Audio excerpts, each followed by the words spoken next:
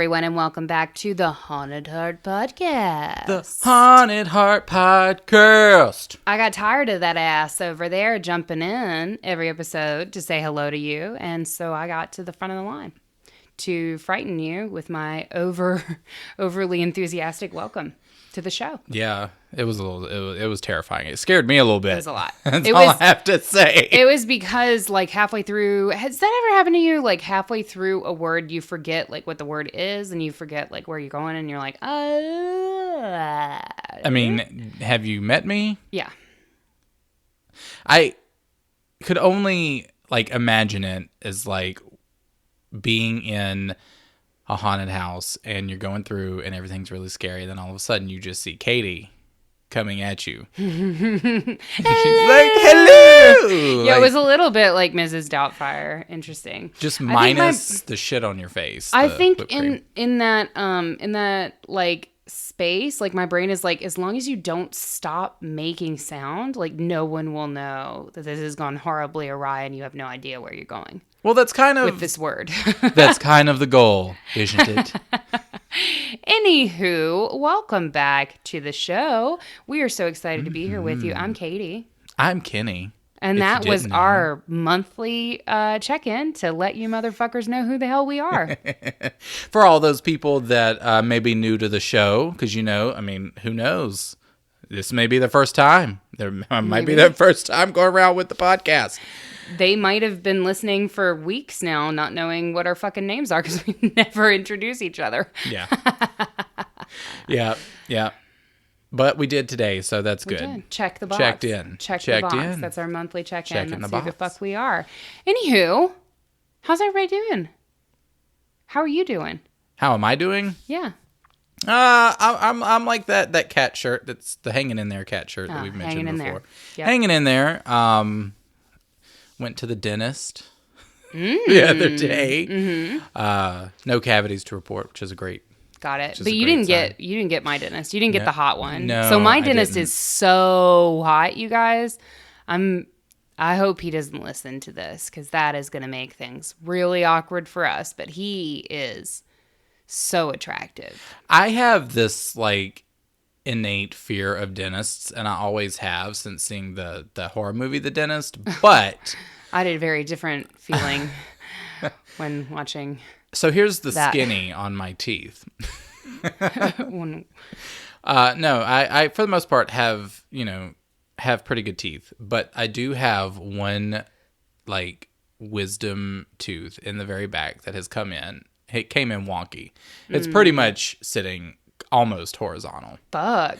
But it hasn't bothered me or anything. But the doctor was like, like I don't want to take it out if it doesn't need to be taken out, but like it probably needs to be taken out. And I'm like, I mean, it sounds like a bad time. It's fine, but I just wanted to know, like, if he removes it, can I keep it? Because it's like I'm emotionally attached to my wonky wisdom tooth. Fuck yeah, we can make earrings out of it, or one I earring. Keep it. And like, if he doesn't let me keep it, then guess what? You can't take it out. You're not gonna take it out. I'll take it out. Home dentistry kits. It's just me and Katie. We'll record it though if that happens. Fuck yeah. Hell yeah. We'll have the mics on. We'll record it. It'll be a good time. Listen, I've already got. I'll just drink a lot. I'm already drinking tonight. He just reaches over and grabs the tiniest like dollhouse bottle of Prosecco that you ever have seen, and I believe the brand is Cupcake as well. I can take this pain. I can take this pain. Meanwhile, me pulling your tooth out, I'm like drinking like whiskey, like straight up aged Scottish whiskey. Yeah, like, the drink of your people. To be able to just rip it out of your, rip your tooth out of your jawbone. God, can't wait. Sounds like Sorry for anybody who doesn't like dentistry horror. That's a subject that we have yet to cover. Yikes. Yeah. Teeth freak people out, though. They do. They do. They don't really freak me. I don't like the feeling of like loose teeth. Like I'm constantly terrified because I had really fucked up teeth as a kid. Like really, yes, really, really, really fucked up teeth. It was really bad. If I can find the like mold that was taken, they gave me like a bust of my fucking teeth. Like, you know how they have in libraries like busts of like important dudes' heads? Usually it's dudes. Sometimes it's women. I've seen like one female bust. Anyway, they did that of my teeth because they were such a fucking disaster. They were like, this must be immortalized before we fix it. And I showed it to Kenny once, and he made fun of me a lot. Yeah, the bust of her busted teeth. Busted ass teeth, yeah. So I had really fucked up teeth as a kid, and then I had braces and got them all fixed, and like now they're fine. Now they're like rather nice teeth. They're good shape. I like them. Yeah. That is true. You have really great teeth. Yeah. Thank you. I mean, thank you is what you're supposed to say, not yeah. What? You said you said I have. I mean, no, but I said teeth. yeah, like a bitch. I've been doing that lately. Like people will say thank you, and I'm like, yeah. And it's not that I'm a dick. It's just that I'm uncomfortable. So I just am like, yeah. Yeah. But you're like really pretty. Yeah. But if I can find that bust, I don't know where it is, but if I can find it, I'll take a picture and show it to you guys. I'll post it on our fucking social media. Shit. They can't wait to see that one. Oh my God. Anyway. So, I feel like I'm segueing a lot with anyway today. Anywho. Anywhere. Anyhow Anyone. lived in a pretty, no, what was it? Anyone lived in a pretty how town? I've never heard of that before in my life. E.E. Cummings. He spells his name Cummings. Cummins. Yeah. It's a lot. Yeah. It's a lot. Anyway, it's a good poem. Anyway, again... God damn. We're just going to title this episode anyway. Probably. You probably fucking should. Yeah. So what are we talking about today? Bitch, I don't fucking know. Like, here's the thing. Again, you were on that fucking flight. You sent me some topics and you were like, you have to research this. Yeah. Research it. This is what you're going to research for whatever week. I was like, do this. I was very dumb in that moment.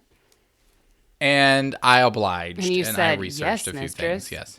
Well, you said you had an intro, but we're talking about the Bermuda Triangle, folks. I do. I just want you to say what we're talking about. I was hoping we were going to go and like you said we you were had to talk about. Well, what I really wanted to do is play that song, Bermuda, Jamaica. That one. I mean, I still can. Does it? Wait. Suddenly I'm doubting that they say this song, the name Bermuda in that song. What is it?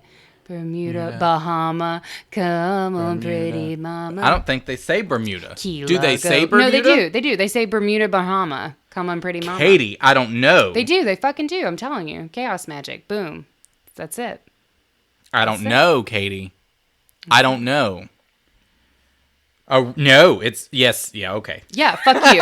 Yeah. It is, okay, all right. It's a big old boat full of fuck you headed straight for the Bermuda Triangle. It goes Aruba, Jamaica. Aruba, fuck. Oh, I want to take you to Bermuda. That's it. Bahama. There you go, it's fine. Come on, pretty mama. We did that. Key Largo, just as well as Montego. I thought we would. Baby, why don't we go? I would love to visit the Bermuda Triangle, actually. Really? Yes. Really? I don't know. I feel like I would just like fall through a vortex to a parallel universe where I don't know. Actually, at this point, this universe not looking too great. So maybe a parallel universe would make more fucking sense. Bermuda Triangle, great real estate. Feels like home. Yeah. That's all I'm going to say about that. Home. So before we get much further, I know we're making great progress so far. Shout out to everybody who fucking hates our long ass intros. Does anyone hate our long ass intros though? I don't know. Has anyone ever commented that I feel they like don't Twitter like our has long an ass opinion. Intros? We don't give a fuck. It's the thing. Like, true. Listen, here's the skinny Sorry, on Twitter. that. Like, we love you. We value your opinions, but it's our fucking Twitter. Show. Yeah. So, yeah, I do want to credit our source for a lot of the, I won't say research. I'll just say information for today's episode. And that source was The Week UK. So shout The out to Week them. UK? Yeah, it's like an online publication called The okay. Week. Yeah. So I just thought you were just being like no, really weak as in not anti-UK. strong? The No. Week UK. No. We don't believe in that. No. I like the UK. I was just fucking there. It was great. Yeah. We have some great listeners from the UK. Yes, we do. We love them all. Yeah, we do. Each and every one of you. Every softly, last delicately, one. gently. We love you. So the Bermuda Triangle. Woo! Woo! Fuck my cat. She is like raging. That was her food bowl. I am She concerned. was like, bitch. I am so concerned I right can now. see the bottom of it, just like her mama. So the Bermuda Triangle, also known as the Devil's Triangle or Hurricane Alley, is a loosely defined region in the western part of the North Atlantic Ocean. It's amongst the most heavily trafficked shipping lanes in the world, and ships frequently cross through it for ports in the Americas, Europe, and the Caribbean islands. If you're a geography person, the triangle stretches from the southern tip of Florida up to Bermuda and over to Puerto Rico to form a three-pointed region. Mm-hmm. And it covers roughly 440,000 miles of ocean, cruise ships, and pleasure craft. Ooh, the Love Boat. That's how you know it's a UK source, because only the UK would like use a term like pleasure craft. A pleasure craft. Crafted for your pleasure and your leisure. Both. Is that like a wine bus? Like a pleasure craft? The next time I do a like weekend wine tour, I'm going to be like, oh, all aboard the pleasure craft. And they're going to be like, why are you this way? Like, ma'am, this is the wine aisle at Target. Ma'am, Like, ma'am, please remove your hand from your vulva. We can't see that your hand is on your vulva, but it sounds like your hand is on your vulva. Everybody gets a little bit nervous with group transportation. We understand. Please calm down. But yes, the pleasure craft and cruise ships regularly sail throughout the region of the Bermuda Triangle, and commercial and private aircraft routinely fly over it. But it has developed a reputation in like over the past, what would you say, like a century or so? probably since the 40s. Yeah. So coming up on a fucking century, man. Damn. Mm-hmm. I mean, not anytime soon. We'll be like 50 before then. 40? 40. Maybe. Maybe you'll be older. Fuck off. I have no idea if that fucking math was right. I feel like we make reference to like what age we will be in certain like number of years, and none of it fucking matches up. If you guys try to go back and look at the receipts like across the episodes, No. none of it matches up. What's the year right now? 2019. So that's 57 is what I will be. Oh, god damn it. 57. My math was so wrong. I was like, we'll be 40. It's fine. Almost Fuck 60, me. actually, Oh, Katie. I wish I didn't know that. Wow. Anyway. Now I want to visit the Bermuda Triangle. So over the past century or so, it has developed a reputation for aircraft and ships and various other methods of transportation, various other pleasure craft, disappearing under mysterious circumstances. Or should we say suspicious circumstances. Circumcision. Anyway. Wow. I was so scared that was going to come out. And then I was like, you know what? Let it. Just let it. So according to a report, you could tell that it's A report. You can tell that it's a very good. That's why I didn't use the term research. I used the term information. According to a report by a 12th grade. A report, which I didn't cite, an average of 4 planes and 20 boats are said to vanish in the zone every year, leaving no trace. And you know those people who I can write defact A that, though. reports. How could you possibly take down such a reputable source as I a can report? defact that. The last disappearance was in 2012. Fuck off. Don't kill my vibe. So the term Bermuda Triangle was coined in 1967 by writer Vincent Gaddis in the men's pulp magazine Argosy. Which I don't know what that title means, but Argosy? I kind of am into it. I don't know. Argosy. Yeah. Interesting. So though Gaddis first came up with the phrase, it was actually Charles Berlitz who propelled it into international popularity about a decade later in 1974 with his incredibly imaginatively named best-selling book, The Bermuda Triangle. Uh-huh. The mystery of the Bermuda Triangle has since been promoted in thousands of books, magazines, television shows, and websites. So it was really 74 when it really took off. And became sort of this thing. Yeah. So I think you did some research on one of the early cases. Is it? Oh, did I? Oh, did it? Did I do some research for this episode? Oh my God! Somebody's so excited. Did I do a little research? I maybe did. Maybe. I don't know. Maybe. I don't know nothing about this. I don't know nothing about this here Bermuda Triangle. What is happening with your accent? It's like slightly Cajun, but like also not. I mean, I know we're both very afraid to do like what we would perceive of as a Bermuda accent. So No, I really wasn't just trying to do a aggressively Bermuda. rebounding. No, I really wasn't trying to do a Bermuda accent. I was just. Oh, trying please, to Kenny. Do. Is there such a thing as a Bermuda accent? I have no idea. I don't think so. Maybe not. No. No, I did actually. So I'm going to take us back. You remember that time machine we used to get in every now and then? Fuck yeah. It's got some dust on it right now. Yeah. So we're blow gonna that bitch off. We're going to blow her. Blow her right on off. But not slob. Snob? We're not slobbing. Slobbing. No, we're not slobbing on That's any good. knobs here. Yeah, no, we're we're just doing giving that. a light dust. We're just gonna blow. We're getting the Swiffer out, and we're Like just the Nintendo 64 cartridge. Yep. Pretty much. Or really any piece of technology that's not fucking working. Yeah. Honestly, like this podcast. Unplug it, plug it back in, see if it works. That's what happens when we miss a week. Anyway.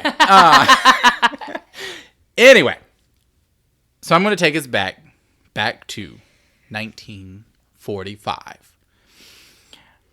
Oh, that's a bad time. Oh, yeah, I was going to say. Ooh. I'm going to take us back to 1945. Not a great time. Maybe not all of us should go. Like, I'm just saying. Not a great time. One might say, what with World War II happening and all that jazz. But this story takes place in December. So, a few months after Hitler decided to drop some cyanide, a group of 5 Avengers and... Avengers? Yep. And no. I'm not talking about Chris Is this Evans. a Stan Lee situation? Nope. We're not talking about Chris Evans. Nope. We're not talking about the ass of America. Or America's ass. America's ass. America is ass. No. Okay. Too much Prosecco. There were 5 U.S. Navy He gone on that cupcake, y'all. Avenger bomber planes that took off from Fort Lauderdale. Shout out to our Florida man in 1945, whatever he was doing. Hey, girl. Also, shout out to Phil and Joel from Florida Man Podcast. Hey, girl. Yep. For what was supposed to be an extremely routine training exercise. The flight did not return. Dun, dun, dun. Oh, fuck. Now, I hate that. yeah, they did too. Now, these planes. These plans. I meant to say planes, but I wrote plans. Now, these planes were... I was literally about to do it again. Now I'm really concerned that you're actually drunk off the Prosecco. And I'm good. I'm worried about you, babe. Now, these planes... We all love you here. These planes were some of the Navy's very best. and was commanded by Charles Taylor, a lieutenant for the U.S. Navy who had obviously served in World War II and afterwards transferred to Fort Lauderdale as a flight instructor. At the time of takeoff, he had logged over 2,509 hours, with over 600 of those hours as an instructor. There were 13 crew members altogether who took off around 2 p.m., and their mission was to head east towards Hen and Chicken Shoals. Now, I had to research what the fuck this was. Hen and Chicken Shoals is a shallow coral reef located within the Florida Keys, and it's at this location that they were supposed to drop a simulated payload and then direct themselves north towards the Grand Bahamas before turning and coming back in to land at Fort Lauderdale, creating a triangular path. Oh, a triangle. Spooky. Now, from what we know, the training went according to plan. All these Navy men dropped their loads into the reef. But... Oh, you know what? An improvement 2.0. All these seamen dropped their load into the reef. But they were flying, even though they were Navy men. Yeah, but they were still seamen. You can call Navy men seamen. I do it all the time. It's great. It's a great way to break the ice. Yeah. So they dropped their loads into the reef, but it was shortly after that when things started to fly south. I'm here all day, folks. Good. Not really. Just an hour and 13 minutes. So just shut up. Let me live. It was about 90 minutes into the exercise when Lieutenant Charles Taylor radioed with an unsettling message. I'm lost. Both my compasses are out, and I'm trying to find Fort Lauderdale. I'm sure I'm in the Keys, but I'm not sure how far down. Now, according to history, this wasn't the first time that someone experienced strange compass readings in that area.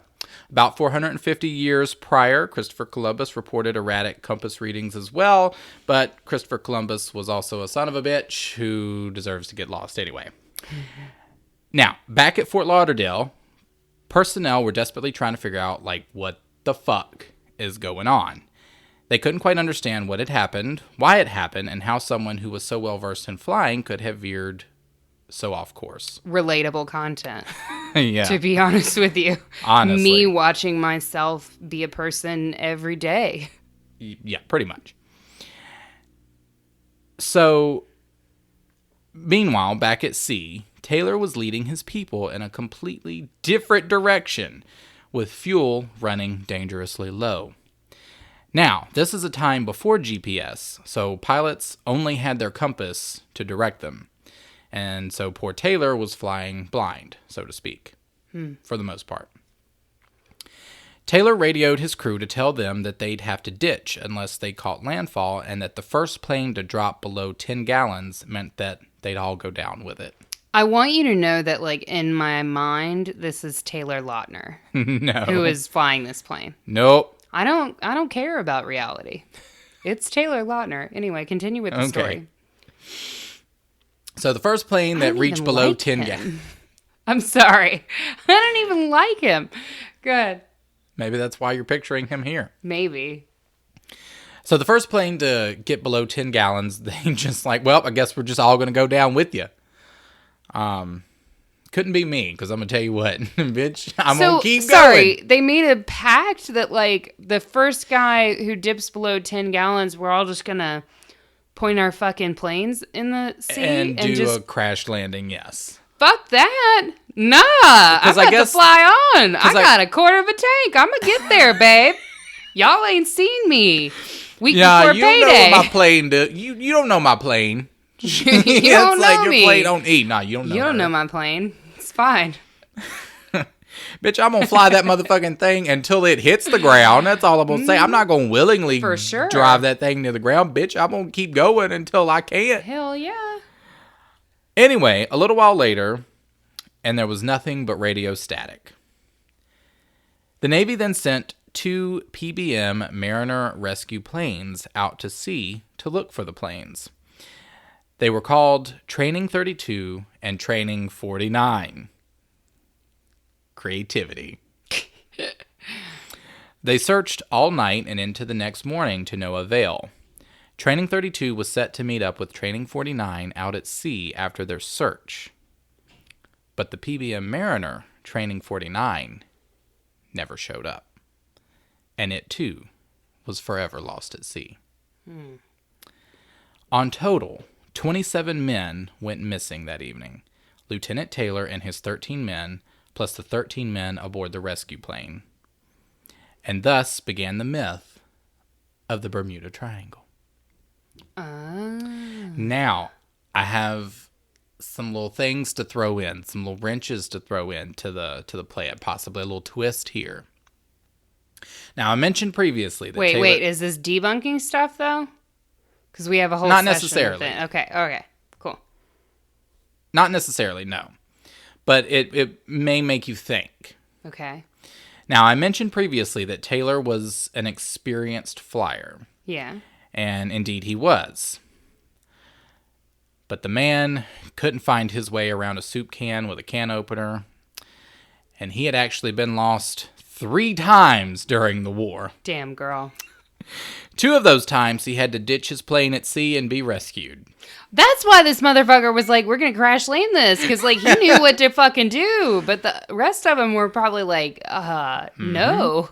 We try to just stay in the plane, Taylor. It's kind of how we do flying and stuff. Yeah.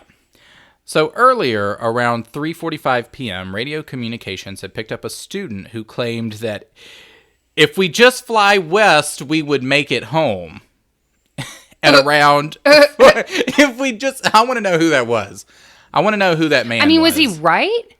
Yes. Oh, okay. So I'm going to peel the right. fuck off again. Again, I say, and I realize it's now a trilogy of episodes, the beloved phrase from the Scottish, say it with me, folks, time to fucking bolt. Like, I'm going to let you know that if we just fly west, we can get home. And then I'm going to fly fucking west, and I'm going to get home. Right. So, yeah. There was, essentially. He was like, let's just fly west, and we'll be good. At around 4:45 p.m. He needs to read Lean In, that book about, like, taking initiative at work, like, and just going for your ideas. Yeah, pretty much. He's like, all right, well, y'all do that. I'm just going to go. Yeah. Let me know how that works out for you. I'm going to try this way. He's like, I will come back for you. Bye. At around 4:45 p.m., the day they went missing, so a little bit later that day, he had actually been instructed to pass control over to one of the students. Oh, okay. Yes. Probably the other guy who was trying to go west, I would imagine. I mean, that would be like, a choice. That probably would be my vote. They were like, Taylor, let someone else fly. What if we just went west? Yes, exactly. But it appears that he never did. Amazing. I got it. I got this. How'd that work out for you, Taylor? I got it. It's fine. You know what? Again, relatable content. Somehow, like, with all due respect, I can't help but to imagine a plane at the bottom of the ocean with a skeleton in there, and he's just in there holding on for dear life, and it's just it's fine written all over it. It's fine. It's just kind of everything that I imagine right now. Appropriate. So Taylor was actually found guilty of mental aberration. I guess. Supposedly. But so he was a crazy person? I guess. Is that what that means? I mean, I'm like, how could you be charged? I mean, I don't know. He was on that cray-cray. So this man died or got lost, and then, we're assuming died. Yeah. You can only assume. And then they were like, he was a crazy fuck. Like, is that really what happened? Damn. Yeah, pretty much, yeah. I mean, they found him guilty of mental aberration, but his mother, Catherine Taylor, was successful in exonerating him in 1947 by launching her own investigation. Fuck yeah. So, yes. Maybe they trying to just cover some shit up. I mean, possibly. Like when they call people crazy. You know what I'm saying? You Not don't everybody know. That they call crazy I mean, is crazy. who would know, right? Mm-hmm. I mean, honestly. So I kind of like am interested in that little story a bit, but I couldn't find a whole lot. I was actually really interested in like what happened with this fucking rescue plane, because that's what's really weird. So like you have this idea that, you know, okay, he was still, while he could fly, he wasn't the best navigator. Oh, shit. Yeah. You know what I mean? So you could probably say that, right? Yeah. But like, what happened to this other fucking right, plane? This rescue plane whose job it is to go out and like rescue. What happened? Right. Yeah. Right? Interesting. So they went out. It was past 7 p.m. And when the Navy had given up hopes that the 5 Avengers were still going to make it. So the 2 PBM Martin Mariners, and those are planes that are like they can fly but also land on water. Mm-hmm. Amphibian. That's not what they were called, but that's that's the word. But yeah, sure. For the water and the okay, the land. all right, all right. 8th grade life sciences. So they took off at 7:27 p.m. from the Banana River Navy Base Station in Florida. The Martin Mariners were heavily used by the U.S. those days to patrol the ocean areas, detect any enemy submarine operations, and rescue pilots and crew who have crashed into the Atlantic. They had the ability to easily land on ocean water, and they used to carry huge amounts of fuel so that they could carry out a search operation over long periods of time. Mm-hmm. They were kind of nicknamed flying gas tanks, if you will. Got it. So the 2 Mariners took off to search for the planes. Both the Mariners were generally used for training purposes, but obviously for this time they were on a mission to try to find these 5 planes. So Training 32 headed straight out into the ocean. The second one, Training 49, went northbound along the east coast. And after the second Mariner took off, the base station never heard from it again. It was around 9 p.m. when a message came in from a freighter ship, the SS Gaines Mill, which sounds like a road from back home, Gaines Mill Road, that they saw a huge explosion on the ocean at a distance. Training 32 was still searching for the Flight 19 and was in constant touch with the base station.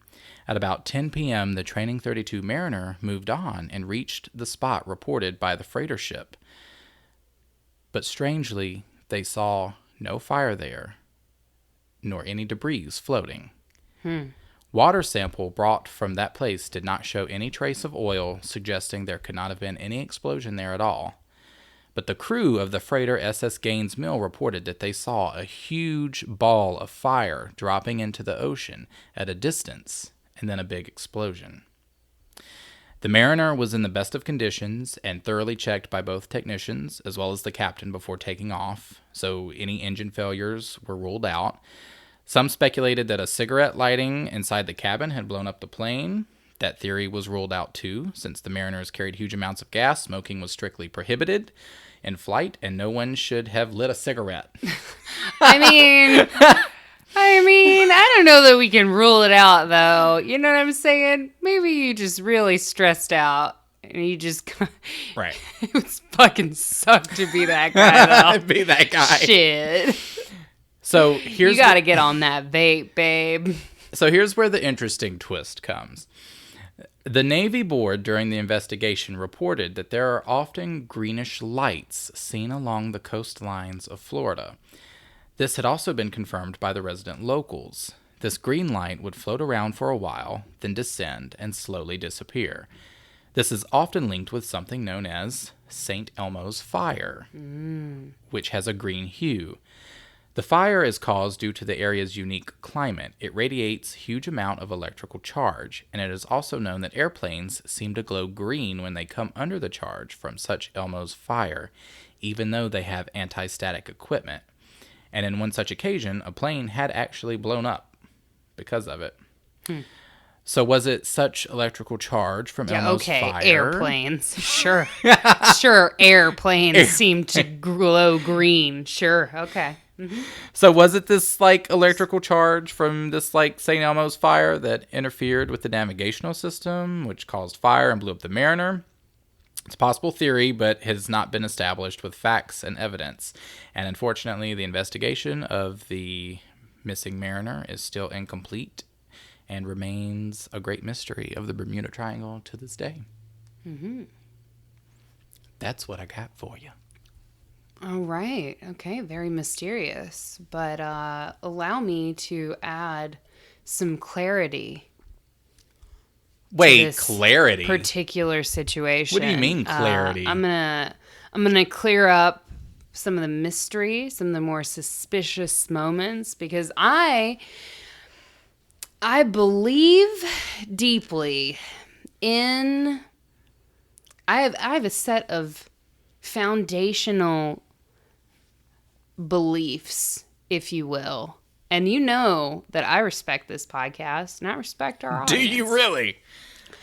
There are a lot of intelligent, creative, imaginative, and did I already say intelligent? Accomplished individuals. And that is why I am bringing you the grade A truth today, people. That's right. Mama's here. Gather round. Suckle from the teat of the truth. The teat of truth. I knew you were going there. As I hold you and stroke your Cupid's bow until you are drowsy with truth. And then I will lay you in your bassinet. Okay. In your bassinet of glory and knowledge. Completely woke. For you to have. So there's lots of explanations as to why this fucking triangle is scarier than my pubic triangle. There's a lot of theories that science has for us involving compass variations and electromagnetic waves and human error and violent weather and the Gulf Stream. And there's all those very interesting things culminating in theories of rogue waves, which are essentially just big ass walls of water that just fucking like move through the ocean, I think. And also a very interesting theory called methane hydrates, where they're like basically these big ass methane bubbles just kind of fucking swallow shit up. And like, that's science. Like, you know what I'm saying? Fucking methane bubble. But all of those are red herrings. Are you about to tell us it's some aliens? Because I feel like that's where this is going. We're digging in, folks. I have 3 very solid theories for you today. And we will start at the beginning. And the beginning is Atlantis.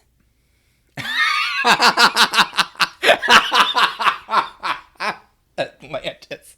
Here I thought you were coming at me with some fact-based shit. So obviously, I don't need facts. I'm beyond facts. I've evolved, you see. Come along with me.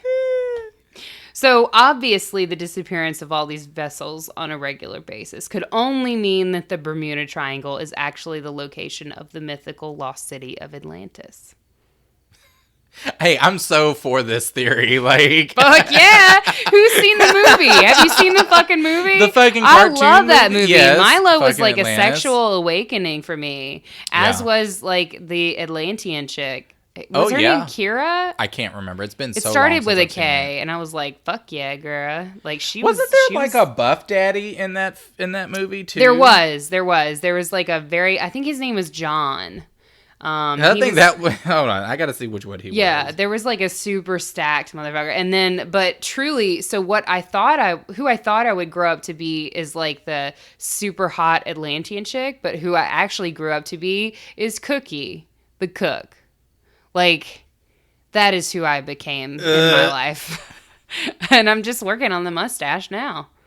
It's gonna be fun. Oh, Beans. No, it wasn't. I liked Vincenzo. He was Vinny. Oh, yeah, Vinny. Yeah. He was the one. I liked him. Yeah, Vinny was cool. Vinny's the one who always wanted to blow shit up, right? Yep. Dynamite? Yep. Dynamite? Dynamite. Blow it up. It's great.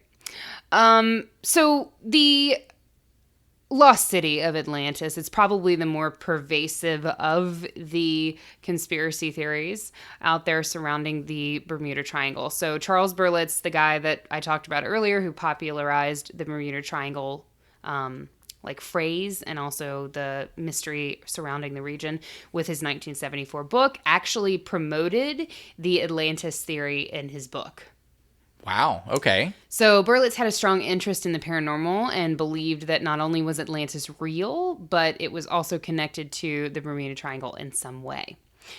One very enlightened blog poster explained the theory in the comments section of an article about the phenomenon that ran in The Independent, which is a very famous UK newspaper and a very good source for news about our own country, I will say. I will break character and say that. Read The Independent. Please, God, don't read U.S. news sources. Just read The Independent. They are. So this is the quote from the comments section of this article. When Atlantis was destroyed, it sank to the very bottom of the ocean. While the ruined temples now play host to multitudinous underwater creatures, the great Atlantean fire crystals that once provided so much of the tremendous power and impressive energy that was found in Atlantis still exist to this day. Crystal clear? I'm good. Clear as crystal. Honey, I did a thing with here. The crystals and the crystals. Yeah. It's good. Yeah, I got it. Oh, it's good. That was really funny on the plane. Anyway, yeah, not so much. Feels like I'm reading from a Lord of the Rings style fantasy novel. Well, and why not? Buckle up, Buttercup. So, the cornerstone of the Atlantis theory involves a cluster of underwater rock formations on the ocean floor known as the Bimini Road. It is not known as the Bikini Road, which I typed Bikini Bottom many times before I realized I was wrong. The Bimini Road. These rocks are located near the coast of Bimini Island in the Bahamas. Years before the rock formation was actually found in 1968, famous psychic Edgar Cayce, to call back to our last episode on psychics, great. Edgar Cayce predicted that eventually the lost city of Atlantis would be discovered upon the discovery of the Bimini Road. So he kind of like predicted this whole thing. He predicted the discovery of Bimini Road and also tied it to Atlantis. Researchers have declared that the rock formations naturally occurring because they're fucking buzzkills. But there are those who believe in Edgar Cayce's theory. These soldiers of the truth argue that the stones that form Bimini Road are so well arranged that they actually represent the roads and walls of Atlantis. Now, legend has it that the city of Atlantis heavily depended on special energy crystals, which were extremely powerful. You saw that if you saw the animated movie. We weren't just dicking around. It actually ties in, people. Nice. The crystals were a thing. So those crystals radiated huge amounts of energy, also known as death rays, and caused the navigational instruments of passing ships and airplanes to malfunction. This is one of the ways some people say that was unintentional, that it was just a side effect of the amount of energy that the crystals gave off. Some people think that it was intentional as a way, and that it functioned as a way to hide Atlantis, that it was kind of a defense mechanism sort of thing. Hence the lost city of Atlantis. As a result, the vessels would get lost or sometimes be completely destroyed by the sheer power of the energy. There is so much that goes into Atlantean crystal energy that I would literally need multiple hours, potentially multiple days to explain to you. But basically, the crystals we're talking about here are apparently of Lemurian origin. Ooh. And some of our listeners may be familiar with the term Lemurian. For those of you who are not familiar, congratulations. But the Lemurians were a race of ancient, highly civilized people who supposedly lived in like 4.5 BC, or like 4,500,000 BC. I don't really know how to say years that are that big. Like, it's just not a thing. Just 4.5 million BC? Like, Yeah. Is that how you say it? Yeah. It just seems weird. 4,000 BC. Probably because it's a made-up time. 4,000 BC. Probably because the Earth is only like 6,000 years old, though. Anyway. Triggered. So the Lemurians supposedly were this ancient, highly civilized people who lived a long fucking ass time ago, in the time of the supercontinent Pangea. Yeah. Whose civilization was located in the Pacific Ocean and stretched all the way from the western United States to the Indian Ocean and Madagascar. And if you want to learn more about the Lemurians, please go to LemurianShaman.com or LemurianShaman.com. Shaman? Did for you more details. really just say Sham? Wow. Did you really just say shaman? Yeah, it's because I've been shopping for shampoo all day, so I got sham on the mind. As in, this is a. Anyway. Please check out LemurianShaman.com for more details on the Lemurian situation. I won't be doing an episode on it because it's really fucking complicated. Basically, Lemurians were badass, potentially half human, half lemur motherfuckers. And though through a really, really very convoluted, very complicated, very made up, some might say, series of events, the Atlanteans managed to get Lemurian crystals and then use them to run their entire fake civilization. It involved this guy named Thoth and some emerald tablets and a whole bunch of acid-fueled scribbles from an overweight man living in his mom's basement, and also potentially Nazis. Not like the scary real-life Nazis that we have now, but fake dead Nazis that aren't real. Okay. And if you're interested in learning all about that, then you can check out thegreaterpicture.com to further research the truth, my fellow truth seeker. But I would definitely recommend that you take some drugs first because it is insane. No, we don't recommend drugs, Katie. We can't do that. I think you probably have to smoke a bowl before you go to thegreaterpicture.com. Okay. I think that is actually part of the protocol. The requirement? Yes. You go on there and it's like, have you smoked a bowl today? Yeah, kind of like how you go on alcohol websites and they make you put your birthday in. Why? For your fucking age, they make you do that, but with smoking bowls. So, yeah. ASL. So that's basically that theory. Basically, the Atlanteans got these badass Lemurian crystals, and they just have nothing better to do than to sit underwater and use them to shoot our shit out of the fucking sky and the sea. Is that clear? Got it? Yes. I'm so down for that though. You know, I've always been, ever since just going back to that cartoon, the movie, I was always fascinated with this lost city under the sea. Hell you know yeah. what I mean? It's cool shit. Who wouldn't want to fucking, live in a world where there was a lost city? To be fair, we have explored outer space way more than we have explored our own oceans. So is it scarier to explore space or to explore the ocean? For me,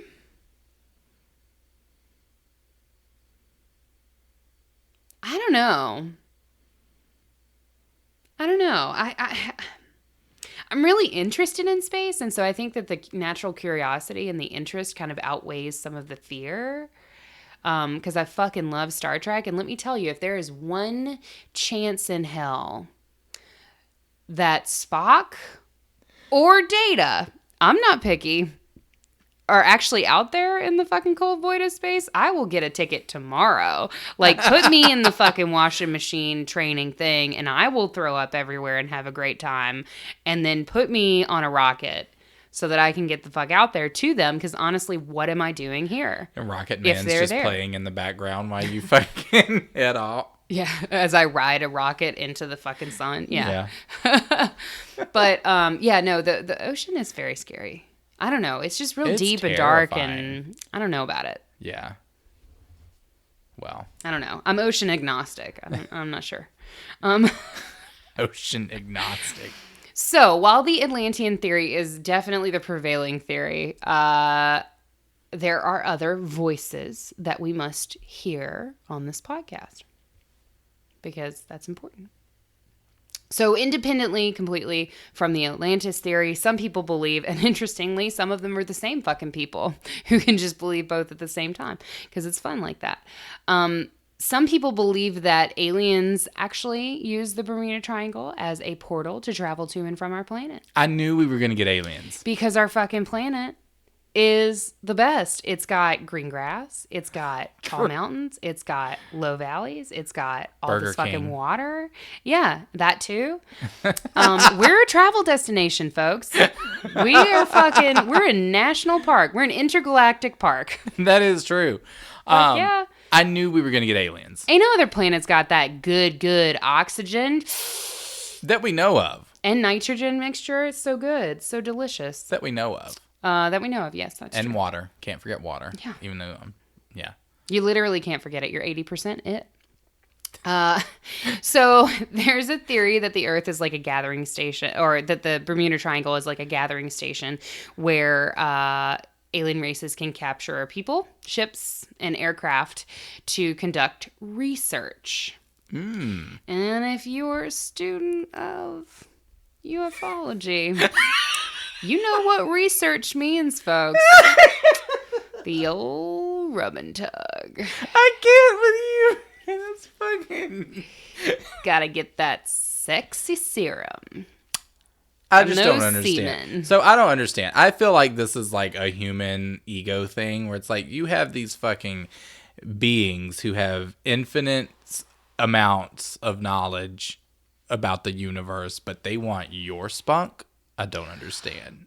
There's actually some really interesting theories on that aliens actually exist in a different dimension than we do, and that in order to be present here in our dimension, they actually have to create these hybrid breeds that are called indigo children, and really they're just children with autism.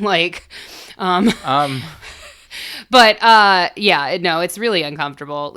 If you start digging into the indigo children theory, like all of the ways that they describe those children, and I'm not trying to be a dick, like I'm not making an autism joke.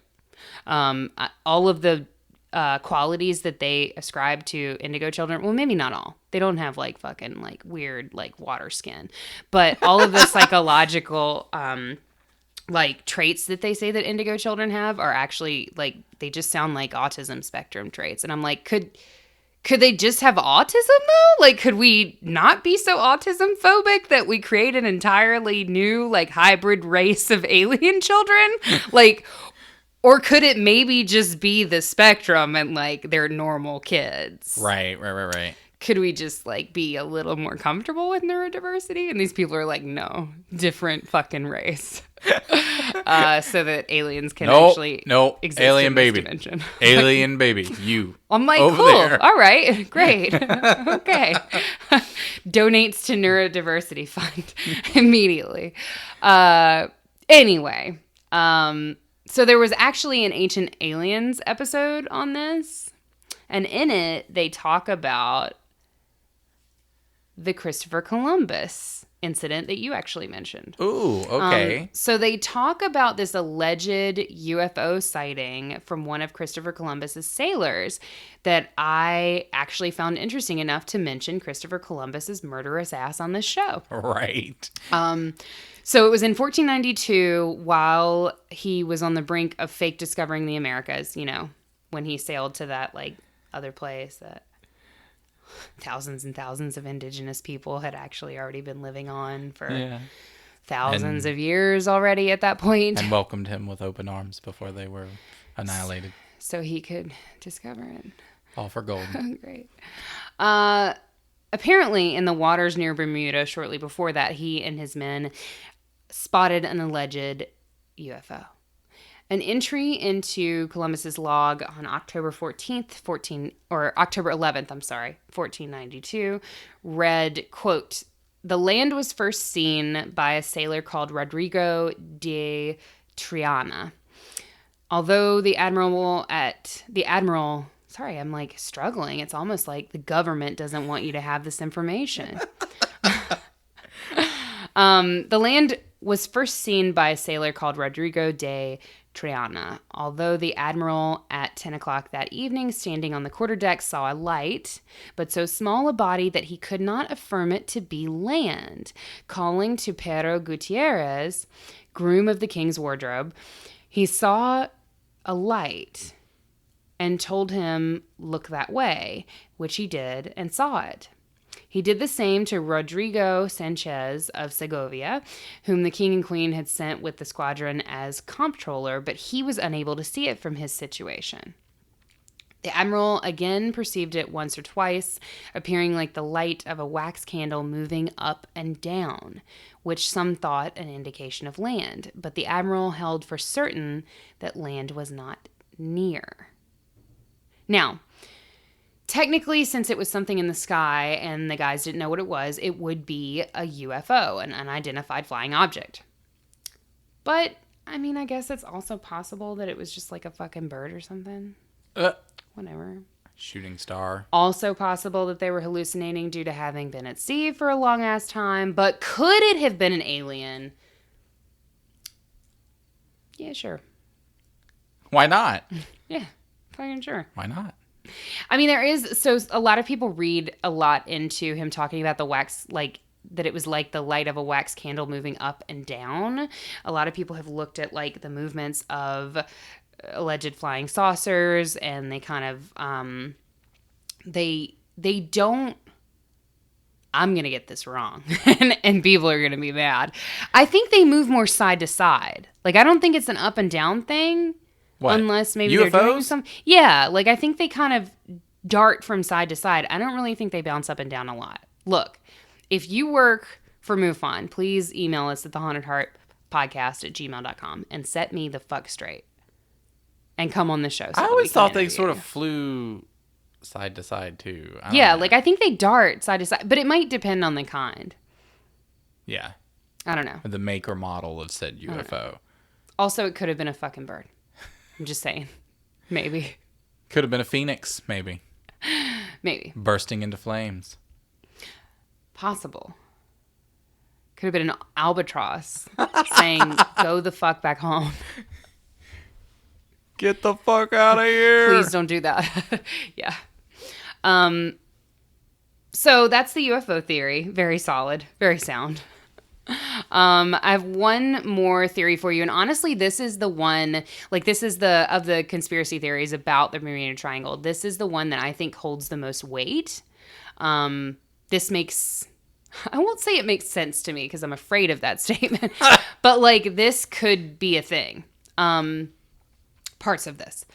Some people have surmised that the disappearances in the Bermuda Triangle are somehow connected to government testing. Wait, have they purported government testing? So the U.S. Navy's Atlantic Undersea Test and Evaluation Center, which is abbreviated to ALTEC. ALTEC. ALTEC. ALTEC? I don't know that they pronounce it. No, AUTEC. I don't know that they hit that ow that hard, but, you know, if you're going to put it out there, hit it. ALTEC. You know what I mean? Welcome to ALTEC. So it's located on Andros Island, which is in the Bahamas, right in the middle, interestingly, of the Bermuda Triangle. And this location is used as a hub to test submarines, weapons, and sonar devices, but that might not be all they're testing. A handful of theorists believe that ALTEC may be working with extraterrestrials to test out top secret projects and reverse engineered alien technology, and that this could be the reason for the disappearances. Ooh, There's actually some credence to this. The Navy has released patents. You can actually look this up online. This is the thing. The Navy has released patents for what some believe to be a UFO, what some believe to be alien technology, and people have looked at it and they've been like, this is not a thing that exists. Like, for us. Like, this kind of technology does not exist. Why would it be out in the open? I don't understand. Because disclosure is coming, my friend. Oh, they're gonna let us know. I mean, honestly, listen, and then we'll know. Listen, at this day and age, just nobody gives a shit. Like, we all know. We all know. Yeah. So just whatever, just put it out on the table. That's what's gonna happen. Instead of like a big bang like disclosure, like of it's gonna be like the trickling pre-cum. Like that's that kind of disclosure. Okay. Like that's what we're gonna get. It's just kind of gonna trickle out. Which is what this whole patent business is. But you should look it up. It's really interesting. And it's legit, like, Navy documents.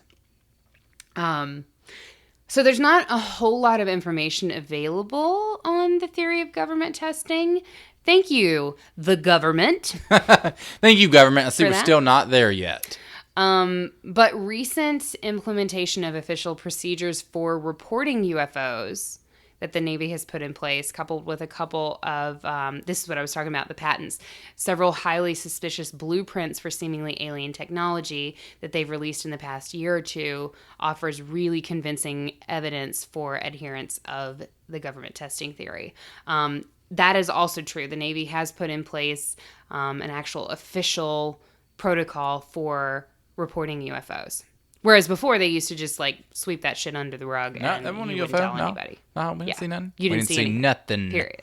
Now they actually have a chain of command for reporting those types of incidents. So that's why a lot of people think that disclosure is coming. Wait. There's a chain of command. I want to know who that person is at the top that's like, you're going to report to me if you see a UFO. You let me know. Is it Florida Man? Maybe. Maybe it is. What if there's a connection between Florida Man and the Bermuda Triangle? What if Florida Man came from the Bermuda Triangle? And he's the only one who can control it. Seriously, though, that's my fucking theory. That's theory number 4 right there. That's what I'm putting down. A bonus theory. A bonus theory for you. But I do think, so when I said that I, like, do actually genuinely believe parts of the government testing theory, I think it is totally possible. You know, it's confirmed that they're testing out submarines, weapons, and sonar devices, but it's completely possible that they could be testing other shit out. And they just won't say anything. Like, yeah. I think it's totally possible that they could be, like, I mean, even the sonar technology that they're talking about testing out, like, what if they're testing something that's similar to sonar technology, but what if it's something that could be capable of, like, what if it's a sonar weapon that's so strong that it could destroy an entire ship and vaporize it? Yeah, totally. You know what I'm saying? Yeah. Like, to me, that theory kind of makes sense because it's like, okay, you know, where would you do that? In the middle of fucking nowhere. But the problem is that, of course, there's lots of ships that go back and forth and planes. It's not exactly the middle of nowhere. But that theory kind of makes sense, that there's a little bit of fuckery. Yeah, so it's like not all ships that go through the Bermuda Triangle go missing. Yeah. But a lot of ships that have went through the Bermuda Triangle have gone missing. Incredibly insightful.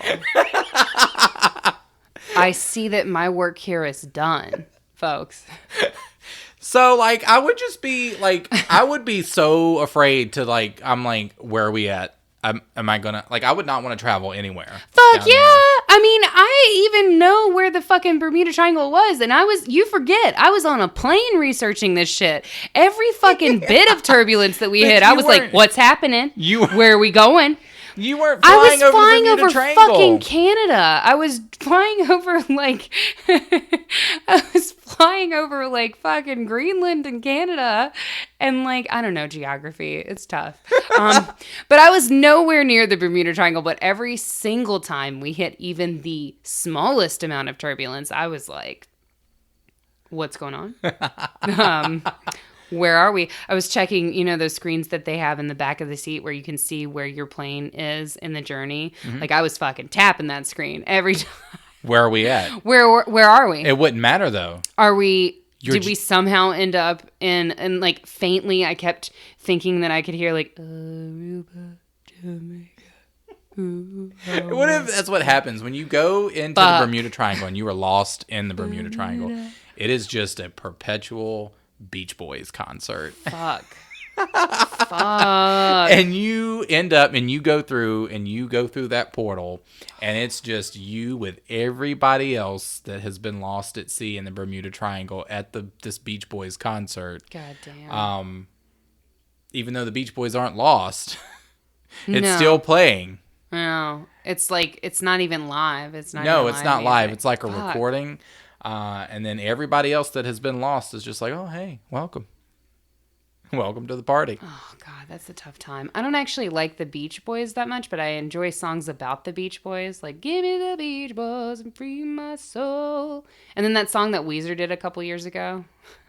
Keep playing them Beach Boys. But I don't like the Beach Boys. I actually went to a Beach Boys concert. Did you really? Yes. Huh. They actually came to our hometown a few years ago. Oh. And was it Shrimp Fest? It seems like it should have been Shrimp Fest. No, it was at the Pavilion. It would have been Shrimp Fest for me. I got a bucket. It was at the Pavilion, and I went with my grandmother.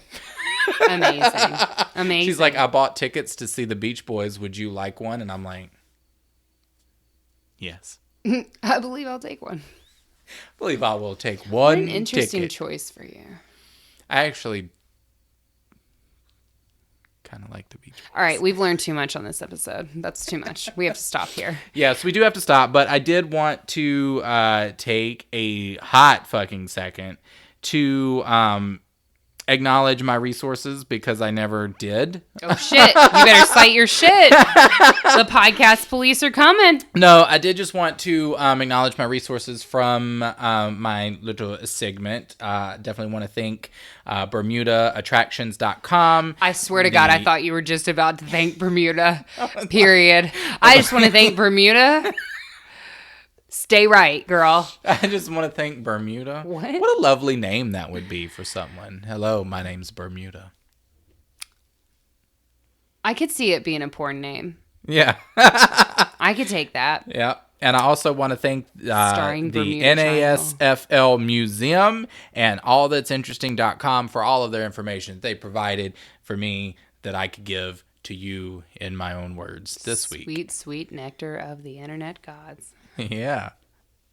All right, guys. I think that's it. I'm happy that I didn't start that sentence with anyway. I think we might have broke me of the habit. Maybe. Yeah. But if you would like to stay connected with us, if you want to dick around during the week, if one episode is not enough, you can check us out on the interwebs. We're on Instagram at The Haunted Heart Podcast. We're on Twitter, in theory, at The Haunted Heart.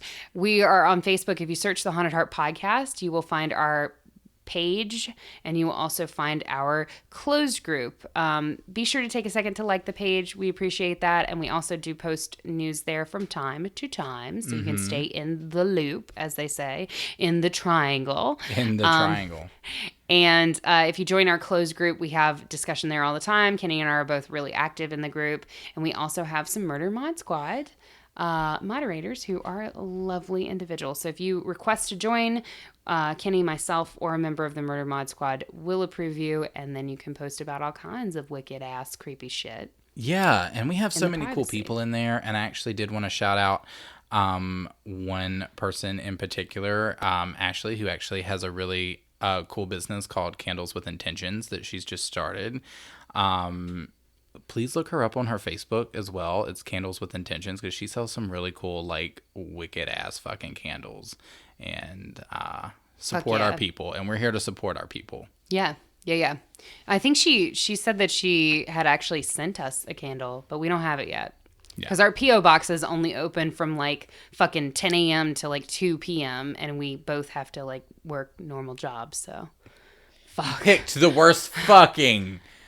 I picked it based on aesthetics. It looks like a Mason building, and the fucking key place to open our P.O. box looks like we're opening an ancient crypt of some kind. These are the things that I look for in a P.O. box. I'm sorry I didn't check the hours.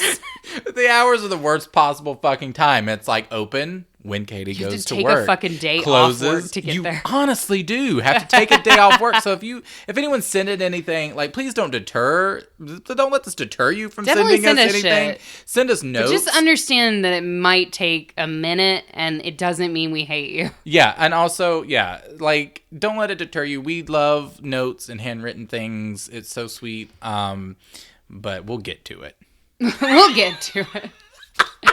Anyway, speaking of handwritten little extra things, you can check us out at patreon.com/thehauntedheart if you want some handwritten things, if you want some love from Kenny and me, if you want bonus content in the form of bloopers, outtakes, as well as a full bonus episode every month that is only released to the Patreon feed.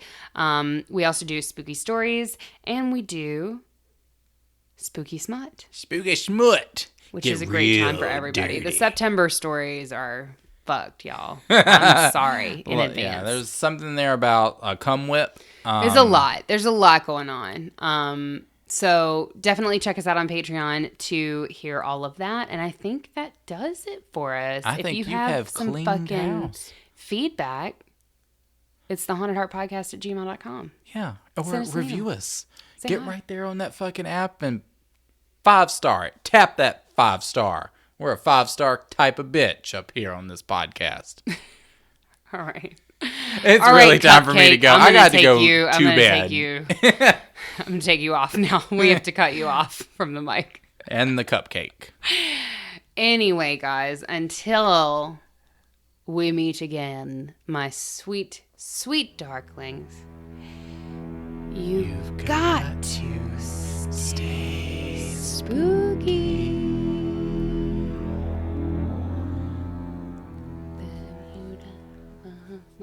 Come on, pretty